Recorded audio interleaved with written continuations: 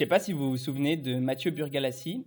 Il a fait une vidéo en fait où il avait avec sa pote Camille Guéry un petit peu attaqué les sportifs, un petit peu dit oui, le sport, franchement c'est pas si bon que ça pour la santé, etc. Enfin, qu'il fallait qu'il y ait un petit peu faire attention à la façon dont on mettait en avant le sport dans l'espace public. Et en fait, l'essentiel du feed game lui était tombé dessus. Et bah, j'avais fait une vidéo à ce sujet-là, je vais pas vous la spoiler, moi j'avais tendance à avoir des points d'accord avec lui et des points de désaccord. On va voir la réponse de Mathieu Burgalassi au feed game de façon générale et en plus à tout ce qui va avoir trait à un petit peu mes critiques de façon personnelle. Alors, je pense pas qu'il ait fait sa vidéo en réponse spécifiquement à la mienne, mais il a commenté ma vidéo originale où j'avais critiqué ça. Et ça, j'ai trouvé ça plutôt fair play. J'ai trouvé ça même plutôt bien de faire de la veille par rapport à ce qu'on pouvait dire de lui.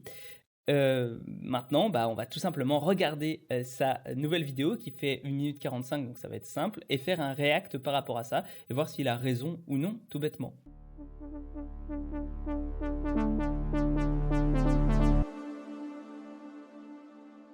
J'ai fait un méga bad buzz. 850 000 vues, Thibaut InShape et Juju Fitcat dans les coms et plein de gens en colère. Oui, il a raison. Il a raison, le bad buzz était fou, hein. Le bad buzz était incroyable. Bon, c'est vrai, j'aurais pu mieux expliquer certains points, mais il y a un reproche que j'ai vraiment pas compris. Ce que j'aime bien, c'est qu'il dit quand même que c'est vrai qu'il aurait pu mieux exprimer certains points, et c'est quelque chose de bien de reconnaître ses erreurs. Je veux le noter là parce que on a trop souvent tendance à un petit peu squeezer quand les gens font leurs excuses. Et moi-même, ça m'est arrivé de me faire défoncer sur des trucs où j'avais pourtant dit que je présentais mes excuses. Et je pense qu'il faut considérer que c'est sincère quand les gens disent ce genre de choses-là. À un moment, je dis que faire du sport, ça rime pas automatiquement avec santé, et sur ça, plein de gens m'ont gueulé dessus. Tu peux pas dire ça, oui, les sportifs de haut niveau se blessent, mais faut pas confondre les extrêmes et le loisir. Pour les amateurs, le sport, c'est que du positif. Sauf que non, je suis pas d'accord. Alors, là, je trouve que on va rentrer dans quelque chose qui me semble être un peu plus du parti pris de sa part. Et je vais pas détailler outre mesure, je vais vous laisser écouter ça, mais soyez bien attentifs. Même en loisir, sans compétition, le sport peut blesser et conduire à des pratiques dangereuses pour la santé. Je vous cite un chiffre, plus d'1 million. Selon l'Agence française de lutte contre le dopage, c'est le nombre de sportifs amateurs qui ont recours à des produits dopants. Vous allez me dire, ah mais s'ils se dopent, c'est des compétiteurs. Bah non, comme l'explique le chercheur, Alors là, par exemple, ils disent que le faire dans un but de performance sportive, c'est pas uniquement ce qui est recherché, c'est les amateurs. Et rien que la façon qu'il a de tourner les choses, c'est c'est un petit peu compliqué. C'est-à-dire que là, il dit bon bah plus d'1 million de sportifs amateurs se dopent. Euh, donc c'est beaucoup. Et puis il va dire aussi quand on lui fait la remarque qu'il se dope pour la performance sportive, que bah non, il se dope pas pour la performance sportive. Donc on pourrait penser qu'en fait, sur ces 1 million de sportifs amateurs, eh bien ce n'est que le chiffre des gens qui se dopent pour l'aspect physique. Mais c'est pas du tout le cas en fait. C'est pas du tout le cas. C'est en fait des sportifs amateurs qui, en grande majorité, se dopent pour avoir du prestige, pour gagner des compétitions, etc. Et il y a quelques sportifs amateurs qui se dopent aussi pour pas la performance sportive. Mais ces sportifs amateurs qui se dopent pas pour la performance sportive, ce qu'il va préciser là, Jens Bojen-Moller, la majorité des sportifs amateurs qui se dopent ne le font pas dans un but de performance, mais pour améliorer leur apparence physique. alors, lui il dit que c'est pas la majorité, moi je suis pas du tout convaincu que ce soit ça. Il faut qu'on regarde plus en détail, mais admettons que ce soit même la majorité, allez qu'on soit à 60%. Là ce qu'il dit bien c'est que c'est dans le but de l'apparence physique. Mais est-ce que ce serait pas exactement pour la même raison en fait, c'est-à-dire un but de compétition, mais pas un but de compétition pour faire de meilleures performances sportives, un but de compétition notamment sur les réseaux sociaux. Être sportif amateur, ça veut dire qu'on ne gagne pas sa vie en faisant du sport. Mais ça fait bien partie, on va dire, de ton gagne-pain si jamais tu es un influenceur Instagram que tu te dopes et qu'en fait, eh bien, tu fais ça pour avoir plus de clients, pour avoir plus de réputation, etc. Alors, évidemment qu'il peut y avoir la preuve sociale et tout, et qui fait qu'en fait, il y a des gens qui se dopent juste pour avoir l'air plus costaud. Je dis même, peut-être que c'est la majorité, juste pour impressionner leurs potes. Mais on ne peut pas enlever... Enfin, la définition de sportif amateur, pour le coup, elle est un peu biaisée. Parce que si tu réussis à devenir professionnel autour du sport, via le fait que tu t'es dopé et que tu as une apparence plus importante, on ne te qualifiera pas de sportif professionnel puisque tu ne vis pas du sport. Pourtant, tu vis, on va dire, de tes coachings ou de choses comme ça qui ont trait directement à ton aspect physique. Donc, encore une fois, c'est une dérive qui n'est pas apportée par le fait de faire du sport juste de façon générale, mais qui est apportée en fait par les réseaux sociaux, par le côté un peu malsain, un peu compétition, encore une fois, du sport, et pas par le côté, et par le côté argent aussi d'ailleurs, hein, et pas par le côté juste faire du sport. Donc je trouve qu'encore une fois, on est sur un truc qui manque encore un peu de nuance.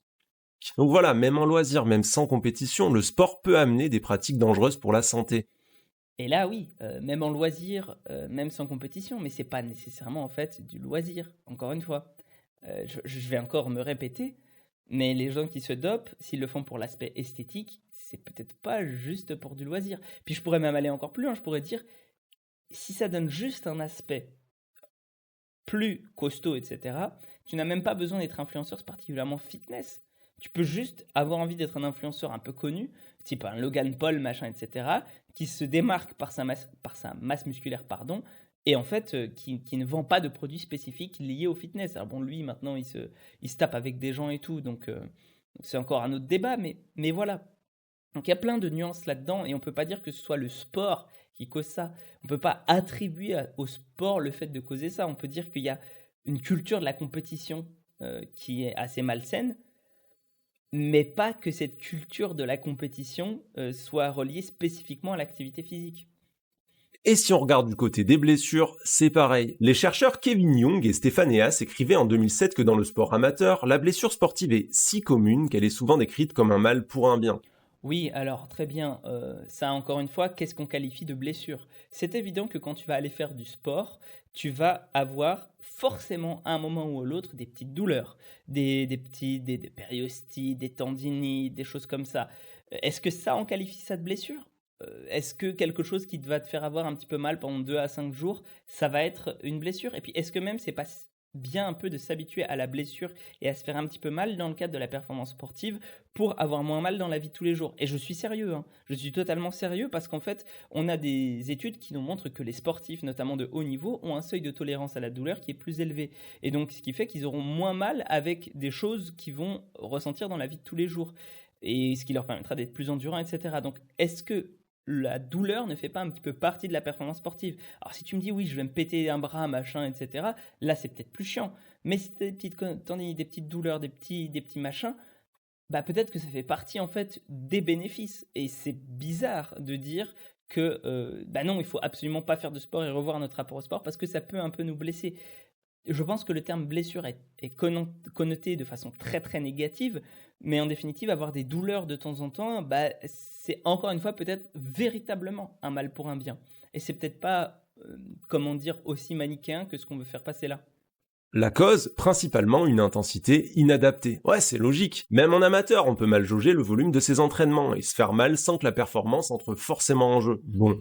Là, c'est très bien parce qu'il parle de l'intensité et du volume, ce qui va avoir tendance à être effectivement les facteurs majoritaires de blessure et pas la conformation osseuse, la morpho-anatomie, le fait de mal faire les mouvements, etc. C'est vrai, c'est souvent le fait de faire un volume trop important. Donc, si vous voulez vous protéger contre les blessures, soyez progressif, ne balancez pas masse de volume, masse d'intensité dès le début. Je en profite, petit message de prévention. Est-ce que ça veut dire que le sport c'est mal et qu'il faut pas en faire? Bien sûr que non. Avoir une activité physique c'est très bien, juste je crois qu'il faut qu'on soit plus honnête sur nos pratiques. Notre modèle c'est pas les préconisations de l'OMS pour la santé, c'est la compétition, le désir de s'améliorer ou de changer physiquement. Et c'est pas grave, il faut juste le savoir pour pouvoir faire plus attention. Parler des risques du sport, ça devrait pas être un tabou. C'est la meilleure manière de promouvoir de bonnes pratiques, d'éviter des dérives et au final de permettre aux gens de s'entraîner plus longtemps dans de meilleures conditions. Et il a pas tort là-dessus et je pense que c'est un message très positif à faire passer. Je voulais apporter cette nuance-là, mais je pense qu'en définitive, je suis assez d'accord avec ce qu'il raconte. Il faudrait que je lise les recherches qu'il a citées, évidemment, pour être un petit peu plus critique ou pas, etc., etc. Mais tout de même, je voulais apporter ces nuances-là parce que ça fait un petit moment que je lis de la recherche au niveau du sport et je pense peut-être qu'il en lit un petit peu moins que moi et c'est pas grave, hein, c'est pas son domaine de spécialité au départ. Mais voilà, j'espère que ça vous aura plu.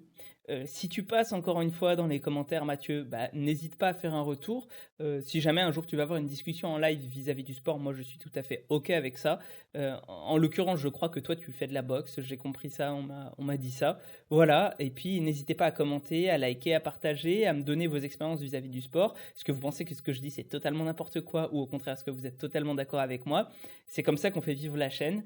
Abonnez-vous et puis, et puis ciao et prenez soin de vous et à la prochaine.